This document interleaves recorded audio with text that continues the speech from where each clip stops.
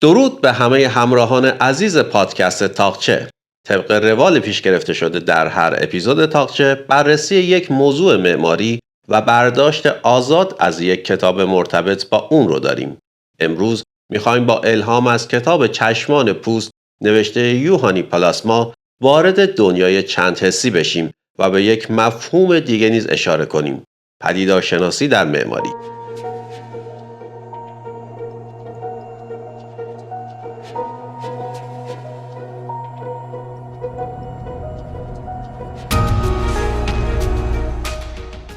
اجازه بدید اپیزود امروز رو با یک سوال آغاز کنیم. آیا پوست انسان چشم دارد؟ اگر پاسخ مثبت است، این موضوع چه ارتباطی با معماری دارد؟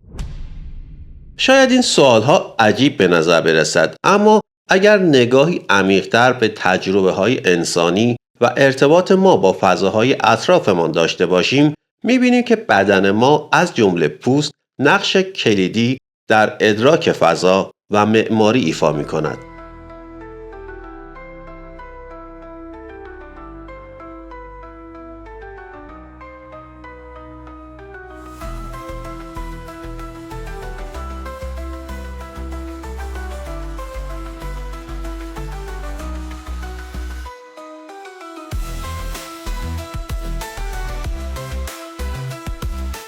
در این اپیزود از نقد معماری مدرن از نگاه پدیدارشناسانه شروع می‌کنیم و در مورد نقش حواس مختلف در ادراک فضا تا مفهوم گشتالت، نقش استفاده از مصالح طبیعی، تأثیر حواس مختلف در ادراک معماری و نمونه‌های موفق از طراحی چند حسی صحبت می‌کنیم. همچنین پیام‌های مهمی برای معماران امروز از دید پدیدارشناسی مطرح میشه. با ما همراه باشید.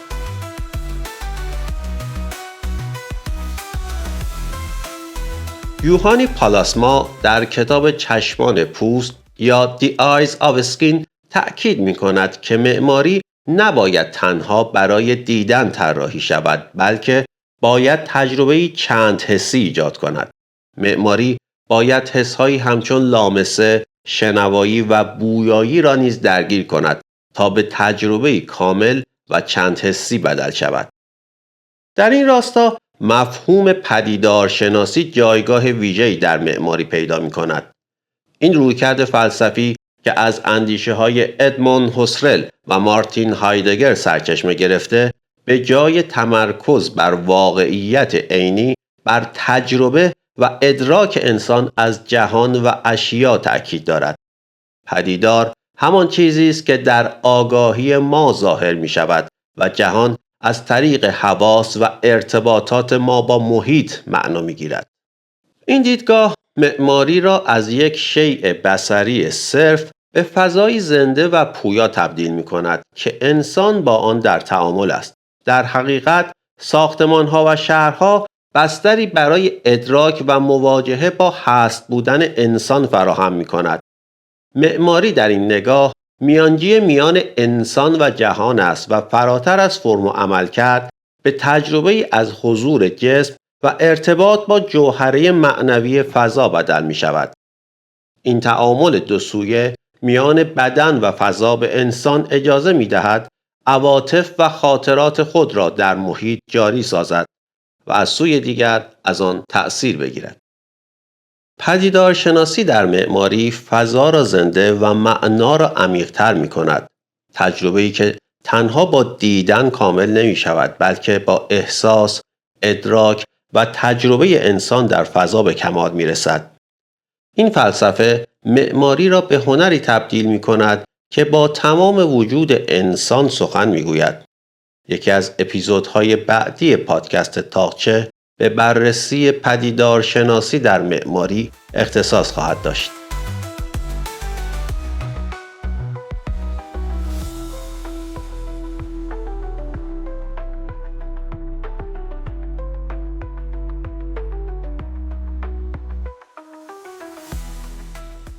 در اینجا نقدی بر معماری مدرن از نگاه پدیدارشناسی صورت گرفته. معماری مدرن اغلب از رویکرد پدیدارشناسانه فاصله گرفته. از رنسانس به بعد با پیشرفت دانش پرسپکتیو چشم به عنوان مرکز ادراک جهان معرفی شد. آلبرتی هنر را بیشتر به بازنمایی بصری محدود کرد. معماران مدرن اولیه تمام توجه خود را به بینایی معطوف داشتند. پالاسما معتقد است این تمرکز افراطی بر بینایی سایر حواس به ویژه لامسه را سرکوب کرده. نماهای شیشه‌ای و فرم‌های بصری معماری مدرن ممکن است چشمگیر باشند، اما آیا این فضاها می توانند حس تعلق و ارتباطات انسانی را زنده نگه دارند؟ پاسخ اغلب منفی است. شهر معاصر را می توان شهر چشم‌ها نامید. طراحی از منظر هوایی و منطقه بندی‌های خطی با نگاهی صرفاً دکارتی و ذهن محور انجام شده، بی آنکه حضور فیزیکی انسان در فضا به درستی لحاظ شود. این رویکرد سبب فقر ادراک، کاهش قدرت تخیل و ایجاد حس فاصله و بیگانگی میان انسان و محیط می شود.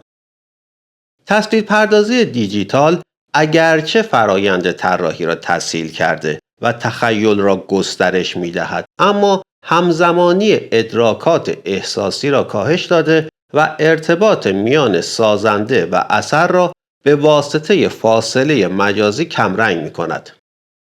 این چالش حتی با وجود ابزار جدیدی مانند هوش مصنوعی بیشتر به چشم می خورد. در مقابل، طراحی با اسکیس دستی و ماکت حجمی تخیل را همزمان در ذهن و دست معمار زنده نگه می دارد و ارتباط مستقیم تری بین هنرمند و اثر ایجاد می کند. حس بیگانگی که امروز در بسیاری از فضاهای شهری مدرن احساس می شود، ناشی از همین فاصله گیری از ادراک حسی محیط است. با این حال، از نیمه دوم قرن 20 فرمالیسم هنری مدرن به تدریج جای خود را به اندیشه‌های پدیدارشناسانه داد. رویکردی که به تعامل میان بدن انسان و محیط اطراف توجه ویژه‌ای دارد و تجربه انسانی را در مرکز طراحی قرار می‌دهد. معماری پدیدارشناسانه برخلاف معماری مدرن تلاش می‌کند که حس‌ها، خاطرات و ارتباطات انسانی را در فضاهای معماری زنده کند و تجربه‌ای عمیق‌تر از حضور در محیط برای کاربران فضا فراهم کند.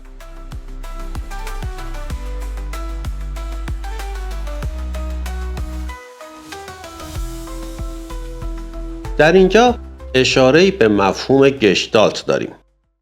گشتالت در روانشناسی به معنای درک کلی یک ساختار به جای تمرکز بر اجزای منفرد است. ذهن انسان اجزا را به عنوان عناصری از یک سیستم بزرگتر می‌بیند. در معماری این مفهوم به تجربه هماهنگ و یک پارچه فضا اشاره دارد، جایی که همه عناصر معنای کاملتری پیدا می‌کند. یکی از مفاهیمی که از کتاب برداشت می‌شود، گشتالت حواس است. معماری مدرن اغلب این تجربه کلی را نادیده می‌گیرد و تنها بر جنبه‌های بصری متمرکز شده، در حالی که طراحی موفق باید تمام حواس انسانی را درگیر کند و تجربه‌ای جامع فراتر از گشتالت بصری فراهم کند.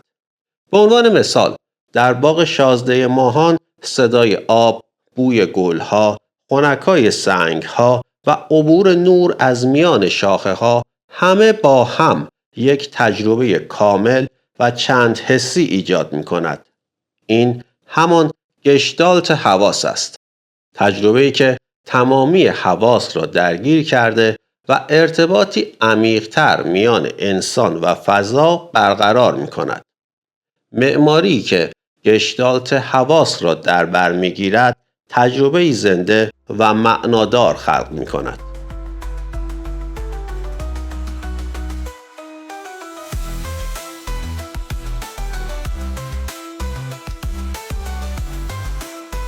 منظور از سلطه بینایی در ادراک و معماری چیست؟ در تاریخ فلسفه غرب، از زمان نخستین فلاسفه یونانی بینایی به عنوان اصیل‌ترین حس انسانی شناخته شده.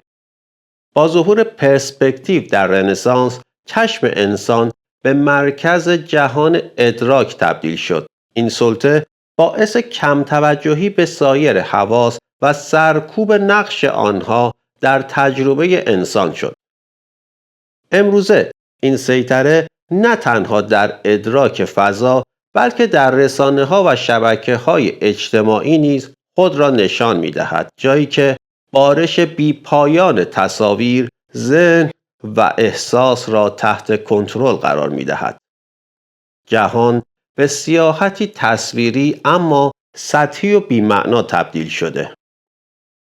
این تسلط در معماری پیامدهای آشکاری دارد.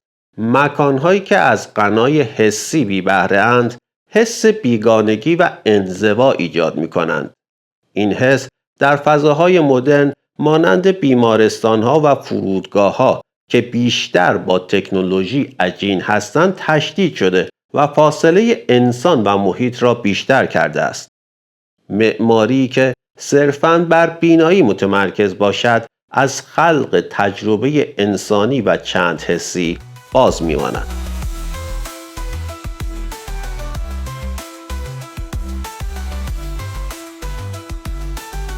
بر اساس دیدگاه پدیدارشناسانه، معماری باید تجربه‌ای باشد که تمام حواس انسانی، حافظه و تخیل را درگیر کند، نه اینکه صرفاً فضایی برای مشاهده یا عملکرد ایجاد کند. در معماری گذشته، ادراک تنها به دیدن محدود نمی‌شد. انسان می‌شنید، می‌بویید و فضا را لمس می‌کرد. تئوری روانکاوی فروید نظریه تصویر بدن یا طرحواره بدن به مثابه مرکز به هم پیوستگی را معرفی کرد. تصویر بدن از تجارب بساوایی در دوران کودکی شکل گرفته. مرلو پونتی بدن انسان را مرکز جهان می‌داند. ما به واسطه بدن با شهر مواجه می‌شویم، جایی که پاها میدانها و گذرگاه‌ها را اندازه می‌گیرند و دستگیری درب بنای قدیمی را که توسط هزاران دست پیش از ما صیقل یافته لمس می‌کند و با آن مصافحه می‌کند. در این ارتباط دوسویه، شهر و بدن یکدیگر را تعریف و تکمیل می‌کنند. معماری فراتر از مجموعه‌ای از تصاویر بصری است، بلکه باید فضایی بیافریند که یادآور خاطرات بدن و تخیل انسان باشد.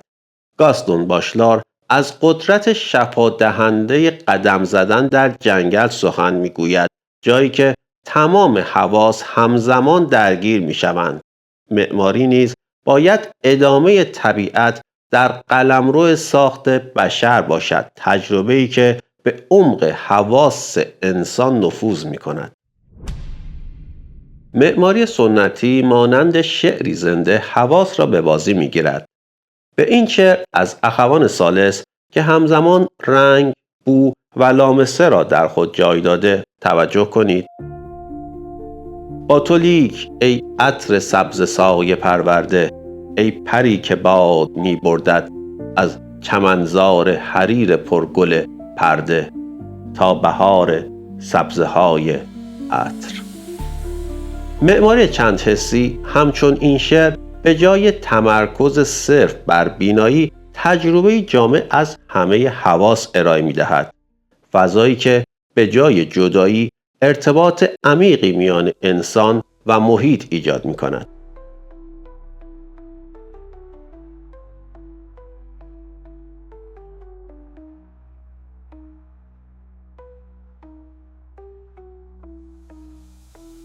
اشاره کنیم به حس لامسه یا بساوایی.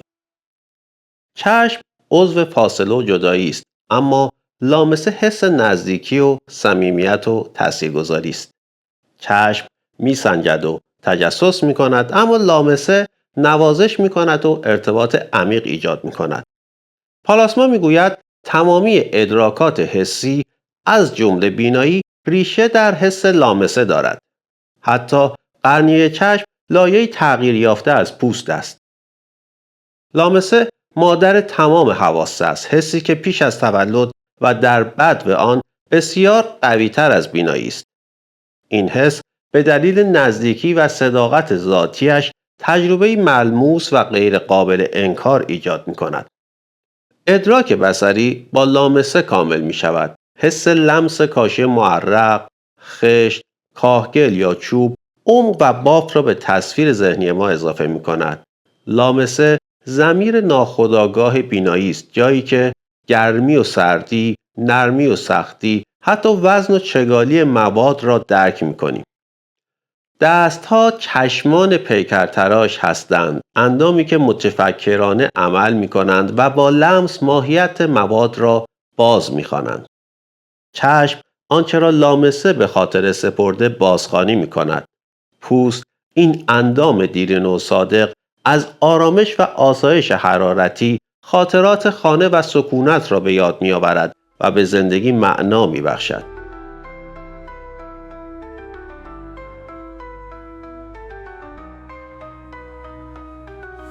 در کنار بینایی، پالاسما از رازآمیزی سایه سخن میگوید. در لحظات عاطفی عمیق تمایل داریم فاصله ای را که بینایی ایجاد می کند با بستن چشمها کاهش دهیم، چه هنگام گوش دادن به موسیقی دلخواه، چه در آغوش کشیدن دوست. تخیل در سایه روشن بیدار می شود، جایی که ابهام عمق و معنا می آفریند. چشم برای تضاد نور و تاریکی طراحی شده، نه تنها روشنایی بی‌پایان روز. خیابان‌های قدیمی با سایه روشن‌های متناوب حس دعوت کنندگی و رمزآلودی دارند. برعکس، خیابان‌های مدرن با نور یک نواخت خالی از زندگی و هیجانند. پنجره‌های بزرگ و خارج از مقیاس با محروم کردن ساختمان از سایه و حریم حس صمیمیت را از بین می‌برند. اما سایه با تعریف مرزها و تقویت حس همبستگی، حریم خصوصی و آرامش را برای فضا به ارمغان می آورد. کوچه های یزد با سایه روشنهایش تصوری نقض از این رازآمیزی و صمیمیت‌اند.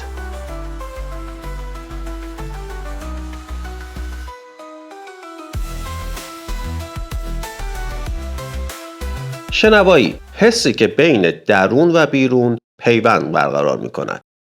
بینایی ایزوله می کند، اما شنوایی ما را به هم و به محیط پیوند می دهد. در حالی که چشم ظاهر را می بیند، صدا تجربه درونی و پویا خلق می کند. ساختمان ها به نگاه ما پاسخی نمی دهند، اما صدای ما را پژواک می کنند و با این بازتاب به فضا زندگی می بخشند. صدا زمان و سلسله مراتب را به فضا اضافه می کند. اگر صدای یک فیلم حذف شود، حس پیوستگی و زندگی از بین می رود. در سکوت شبانه، صداها در شهر یا دهکده آگاهی عمیقی از محیط پیرامون ما ایجاد می کند. پژواک صداها به طور ناخودآگاه تصویری از محیط به ذهن ما می دهند. صدای ناقوس کلیسا، مرغان دریایی و یا طنین گام روی سنگ فرش‌ها هر کدام تجربه منحصر به فرد و حسی از مکان را به ما منتقل می کنند. تجربه‌ای که بدون شنوایی باشد ناقص و بی‌روح خواهد بود.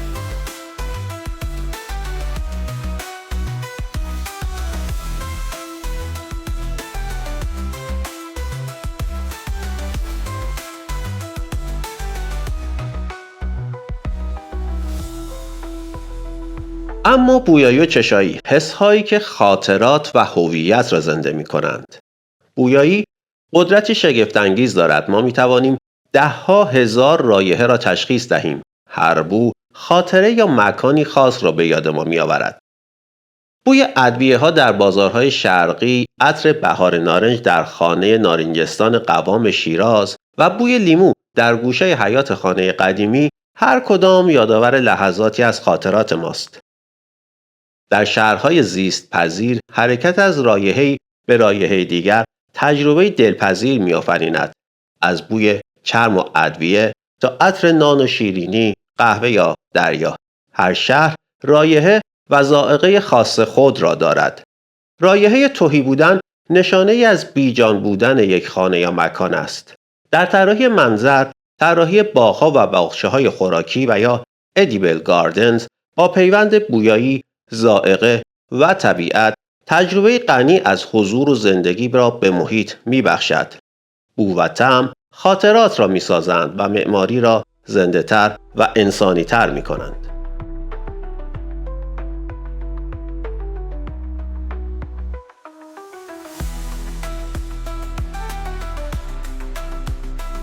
پالاسما استفاده از مصالح طبیعی را به خاطر صداقت و حس زنده بودن آنها توصیه کرده. معماری مدرن با تکیه بر مواد یکنواخت و ماشینی، حس مصالح و ارتباط حسی آنها را تضعیف کرده. اما مصالح طبیعی مانند سنگ بادبر، آجر و چوب حس بینایی را فراتر از سطح میبرد و صداقت و عمق ماده را آشکار میکند. این مصالح گذشته و داستانهای تاریخی خود را بازگو میکنند. زنگار فرسایش بر سنگ یا ترک‌های چوب تجربه غنی از گذر زمان را به فضا میبخشد. در مقابل مصالح ماشینی مانند شیشه‌های بی‌مقیاس، فلزات لعابدار و پلاستیک‌های مصنوعی سطوحی سرد و بیروح ارائه می‌کنند که فاقد جوهره یا قدمتند. مصالح طبیعی با اصالت و ارتباطی که با حواس برقرار می‌کنند، فضا را به تجربه انسانی و خاطرانگیز تبدیل می‌کنند.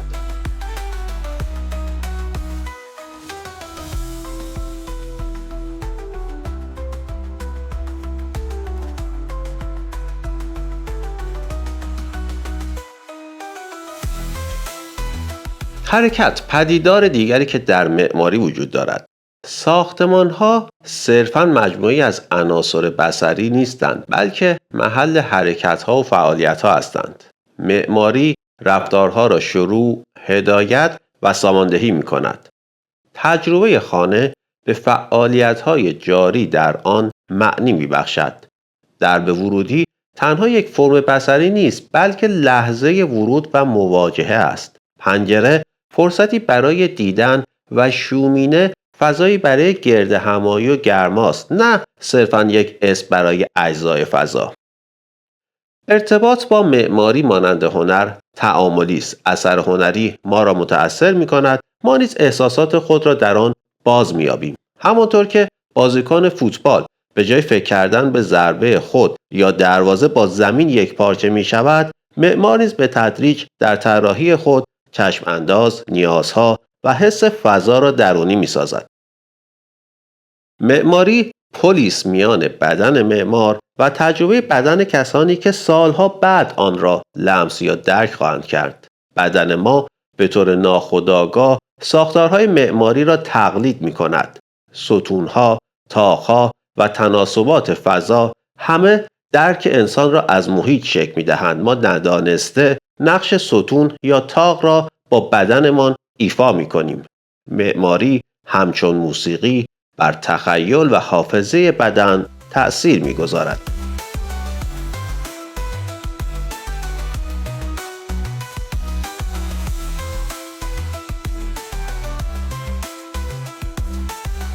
معماران را می‌توان بر اساس نحوه تأکیدشان بر ادراکات حسی متمایز کرد. در کنار معماری بینایی محور، گونه‌هایی از معماری وجود دارند که بر لامسه، شنوایی، بویایی و یا حتی چشایی تمرکز دارند. از دیدگاه پالاسما، لوکوربوزی و ریچارد میر بیشتر بر جنبه‌های بصری تاکید داشتند. اما حتی لوکوربوزیه در آثار متأخر خود مانند کلیسای رونشان در نمایش سنگینی و اصالت ماده کاملا موفق بود.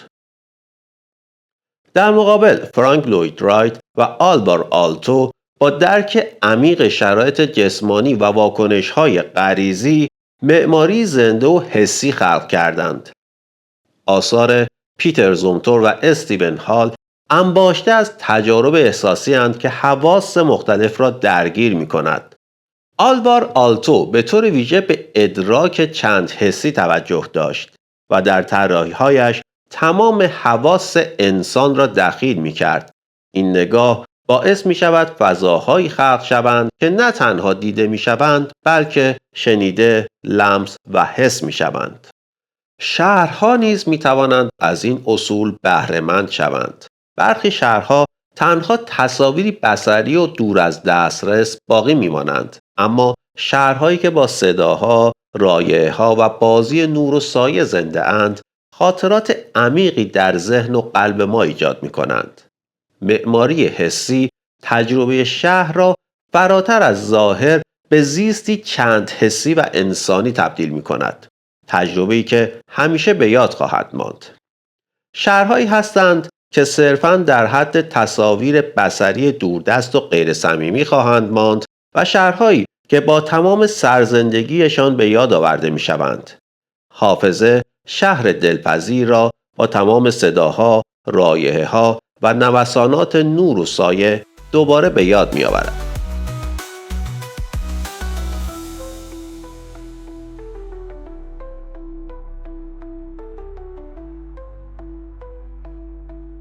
وظیفه معماری از نگاه پدیدارشناسانه خلق معنا و پیوند انسان با جهان است.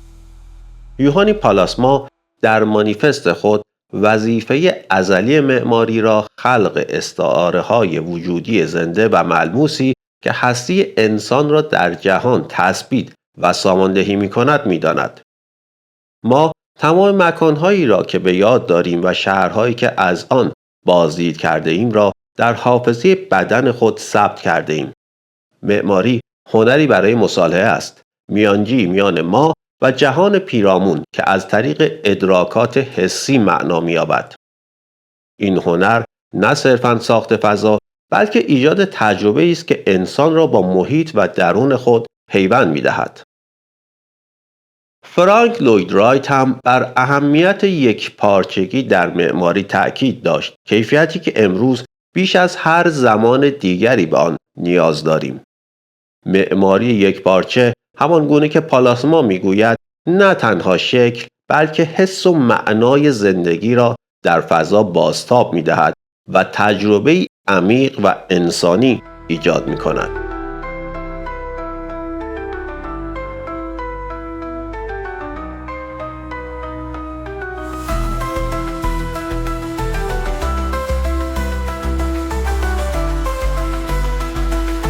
نمونه‌هایی از معماری چند حسی و پدیدار شناسانه رو با هم مرور کنیم. برخی از معماران با رویکردی چند حسی و عمیق تجربه‌ای فراتر از ظاهر برای مخاطبان خود خلق کردند. به عنوان مثال، خانه آبشار اثر فرانک لوید رایت با جنگل پیرامون، صدای رودخانه، بافت‌های متنوع مصالح طبیعی و بوی جنگل تجربه بیمانند از پیوند طبیعت و معماری رو ارائه کرده. در کلیسای رونشان اثر لوکوربوزیه نور طبیعی به شکلی هنرمندانه وارد فضا میشه و بافت سنگین دیوارها حس خلوص و حضور عمیق رو به مخاطب القا میکنه. در فضای داخلی موزه آب لیسبون صدای آب جاری در فضا پخش میشه و به گوش میرسه تا تجربه آرامبخش و متصل به طبیعت ایجاد کنه. باغ ایرانی با صدای آب در جویها، بازی سایه روشنها، بوی گلها و لمس سنگفرش‌های سنگی و آجری حواس مختلف رو کاملا درگیر میکنه. حمام‌های سنتی با تراوش نور ملایم از سنگ مرمر، پژواک صداها، گرمای کف و بوی خوش بخار فضایی رو برای آرامش و ارتباط انسانی ایجاد می‌کردند. اینها همه تجربه‌های چند حسی پدیدار شناسانه رو گرد هم آوردند.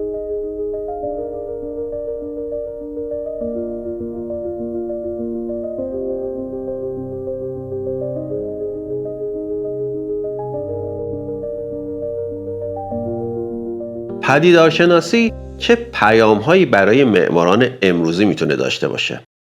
پدیدارشناسی در معماری به ما می‌آموزد که طراحی فضا باید فراتر از زیبایی بصری باشد و باید تمام حواس را درگیر کند. معماران با رعایت برخی اصول میتونن فضاهای انسانی‌تر و دلپذیرتر طراحی کنند. استفاده از مصالح طبیعی مانند چوب و سنگ که حس لامسه رو تحریک میکنه باعث ایجاد ارتباطی صمیمانه‌تر با فضا میشه. بهره‌گیری از صداهای طبیعی مانند جریان آب یا وزش باد میان درختان برای تقویت حس حضور و آرامش بخشی فضا مفیده. بوهای طبیعی ملایم مثل بوی گلها یا خاک مرطوب میتونه فضاها رو زنده‌تر و تجربه اونها رو کاملتر کنه.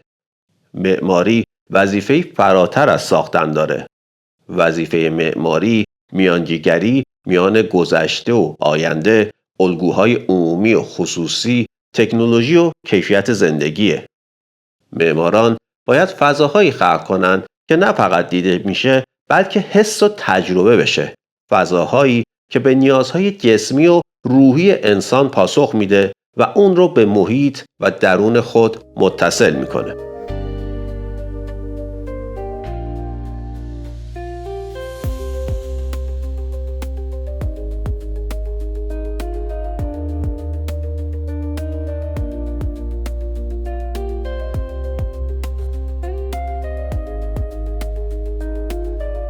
در پایان بررسی موضوع نگاهی داریم به کتاب و نویسندش.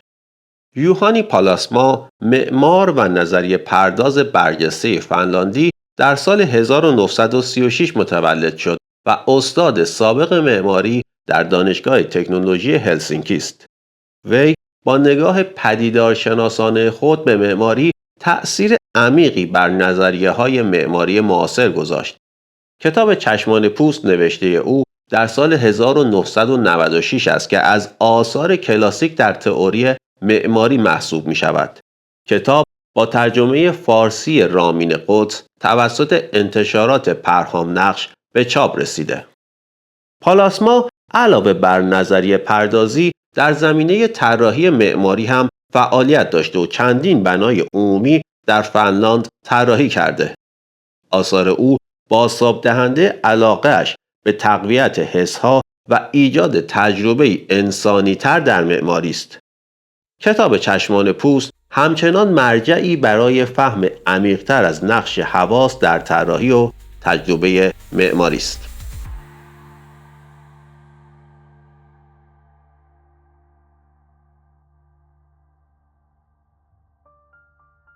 در این اپیزود آموختیم که معماری فقط برای دیدن نیست.